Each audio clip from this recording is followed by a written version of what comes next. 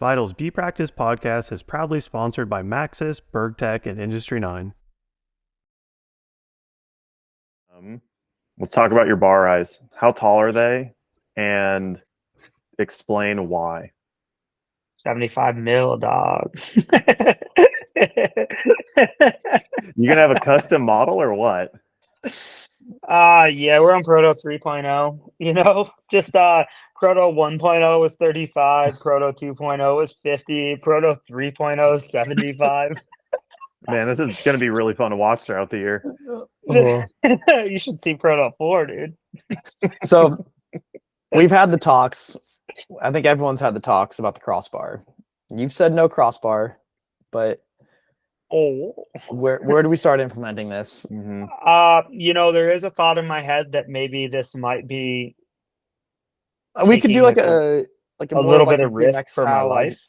Dipped crossbar, but like I've been watching slow-mos of how much they're flexing, trying to keep an eye on it. Of course I'm kind of afraid that maybe they may, I don't know. I would hope that they didn't just buckle. I think it's good. I really do. It's a little squirrely for sure. I have a lot of chin bar clearance. Like, I find myself less trying to pump a roller and hitting myself in the face with my handlebars these days. Because seriously, that's actually been an issue. Like, a couple times I've uppercutted myself. Wow. Next thing you know, your goggle foams over your eyeballs, and you're going into the first turn at a World Cup. Like, oh shit.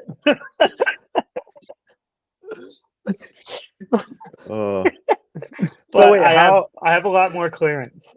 Yeah. How do you make sure that you still have weight on the front end? Are you pulling your reach in close? Obviously your bars are making your like rider space smaller, but you're now further away. But now you're further away from your axle. Okay, but how? Well, the axle, I am farther away from the axle. My dog's got alligator arms. You got some short arms? I got some little arms, dude. I'm like a crocodile or a Tyrannosaurus Rex. I have no arms. To go a long bike, I need high bars, and I don't like riding behind, in front of the bottom bracket. So I need maximum, get them things back to me so I can push on them. So when I hit a corner, I just lean and turn. I don't have to feel like I'm getting thrown into the front wheel to turn the bike. You see me, I'm just like MotoGP, burp, burp, burp, burp, burp, hitting corners. Do you have strong shoulders then? No. And my thoracic, triceps? My thoracic T-spine is actually something I'm really trying to work on strengthening, because I don't feel comfortable with the almost like a lat pull down motion. I'm not very strong in the I formation, and I think that's something that doesn't allow me to get forward on the bike, just because I feel really uncomfortable in that position.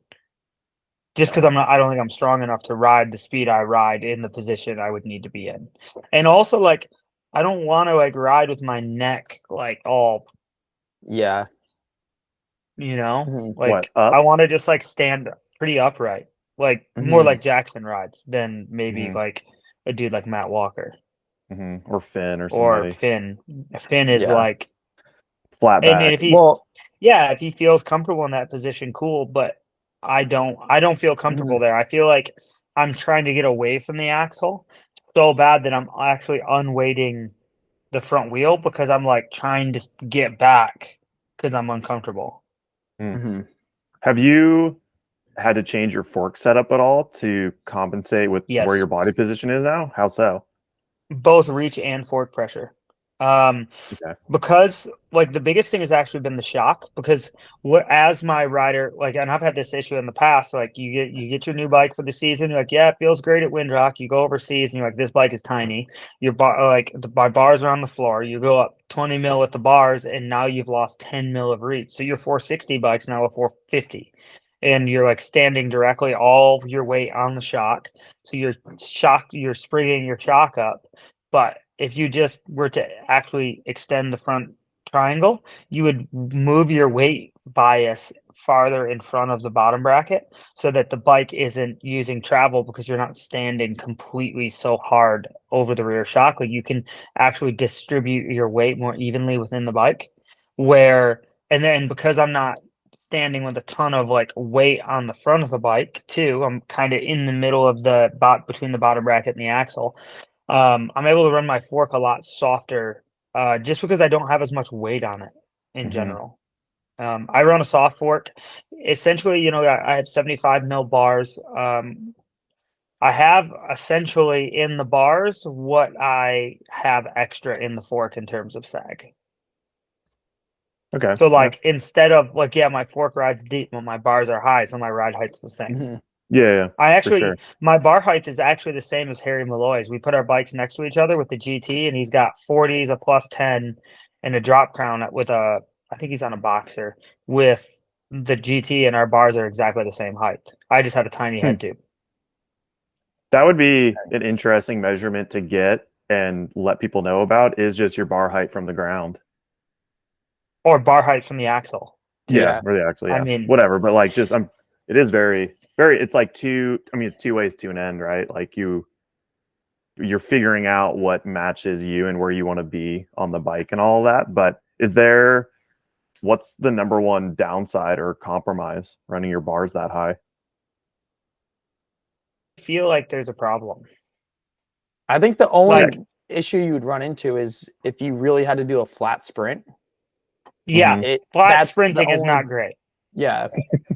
Like from so that's why we talked. That's why we talked at the bottom. Clearly. I mean, can we get a fairing off of your bars so that on these sprints you can just tuck in underneath it? I know you might run into like the whole chin issue again, hitting your face on your fairing at that point, but like, I mean, we don't even know. Integrated. We don't know what Loy's going to roll up to Poland with, but I'm really happy with the courage to break outside of the mold of what the norm is to make myself comfortable on the bike. Like I've always just went to 40 mil bars. I went as high as I could go before I felt like the bolts were going to snap. And I made the bike as long as I could to run that bar my rider cockpit's like 460. And then, I like when I went longer last year, I instantly started doing better. And I was like, I had more reach in the frame. I could go to 490 and I rode it at home with I just put even more underneath of the bars and rode like a safe track with no big jumps or drops where I didn't feel like I was going to snap the bolts and was like, okay, like maybe I can ride this. And then I did some timing back and forth between 485 reach and 487 reach and 493 reach or something of that sort. And I went back and forth and timed them and the times were the same. And I felt better in the corners on one and I felt better on the straights on the other. And then I ended up just saying like, okay, I'm just going to ride the bigger bike and see if I adapt. And by the end of the day, I felt in the corners on the bigger bike like I did on the smaller bike earlier that day. And as my bars went up, I learned I had to roll my bars back just a little bit just to feel comfortable and not feel like I was getting pushed over the front so bad. And like to do that testing and to have that knowledge and the confidence to break out of the norm, to make myself really comfortable and ride a similar reach to other dudes on the World Cup circuit. I'm really happy with, and I think that coming out of Fort William and like being able to go there and like take what I felt good about, apply it and see the benefit to that is really cool. And that's something that I can take confidence in going to Poland and just like continue to work on those small weaknesses and slowly improve those over time. And hopefully of course, just because I'm improving weaknesses, that doesn't mean that I'm going to like all of a sudden go win a World Cup or whatever. Like I just kind of I want to continue to be a competitor and evolve through the season and give myself the best opportunity to do the best I can. So that I take confidence out of. Sick. I dig it. I'm excited to watch you race this weekend. Yeah, I'm stoked. That's a good headspace. Good stuff. And like you're saying, dude, it takes courage with being a pro athlete, and people are going to dissect your setup pretty heavily, especially one that looks so unique. But if you're like, screw it, this is what, and like you going out and getting fourth, also, I thought it felt good just to be like, yeah, Dak can run wherever the hell he wants. Shit works. Yeah. Well, You that's know? the thing, dude. Like the team, like that is not a. I think they look sick. And actually, Josh Hill hit me up and was like, "Yo, I feel so hunched on my downhill bike. Well, where do I get a set of bars like that?" And I was like, "Let's go." DN I 75s. was like, "Let's go." I was so pumped, and I was like, I think they look cool, but they're like out of the norm. That people were like, "Oh, I thought this was a joke. Like I thought that was like a joke." And no, I'm like serious. I've run them. I feel really comfortable on them. I'm really stoked on them.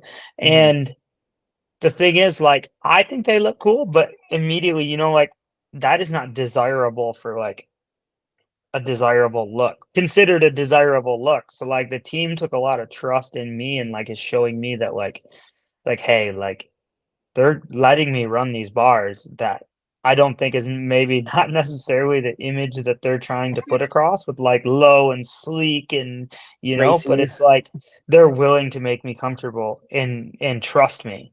And I'm like, just trust me and I'll get there, Yeah. So if you make me comfortable, I will go fast. And they were able to do, and they played ball and we put the bike on the box, which is sick. Yeah. Super cool.